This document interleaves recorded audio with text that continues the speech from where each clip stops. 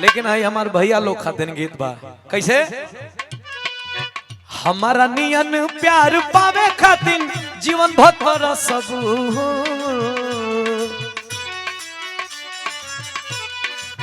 हमारा नियन प्यार पावे खातिर जीवन भर सब एक बात लिख ल तू साफ साफ कब नहीं हो सब हो।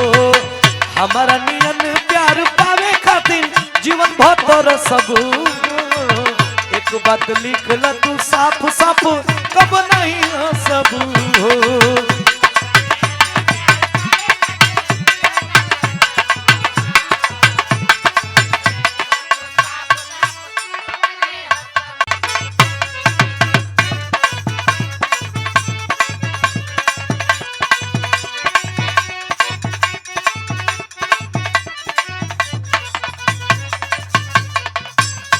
देखा जमाना जैसे जैसे आगे बढ़ल लोगन का वैसे वैसे दिमाग बढ़त गई, मानसिकता बढ़त गई, बाढ़ पे आ गई।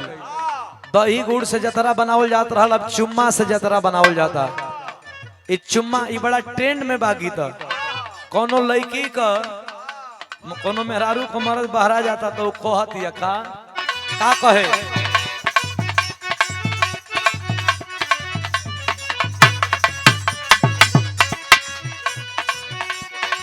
हो एगो चुमौले जगल में,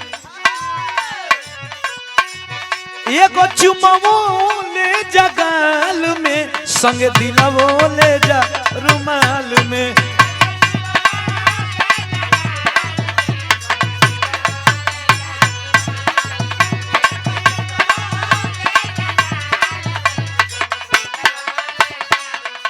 हमारे सम्राट चाचा जी एस के साउंड के मालिक पड़री बाजार से हमारे सुबोध भैया का चाचा जी का साउंड बा, पुरस्कार देवल गेल बा। बहुत बहुत दिल से धन्यवाद बा, आशीर्वाद की कामना बा। कैसे मास्टर हो एगो चुमौले जगल में संग दिलवोले जा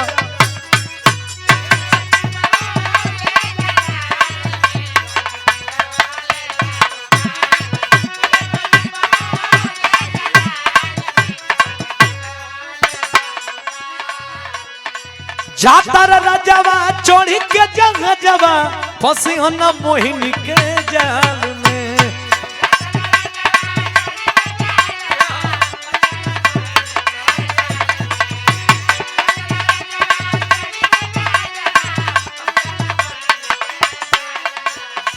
जाता राजावा चोरी के जगह जवा फंसी हो न मोहिनी के जाल में। एगो चुमौले जगाल में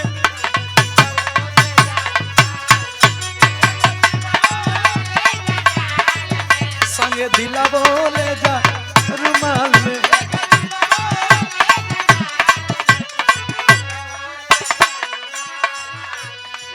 बढ़ के आ जाता मास्टर।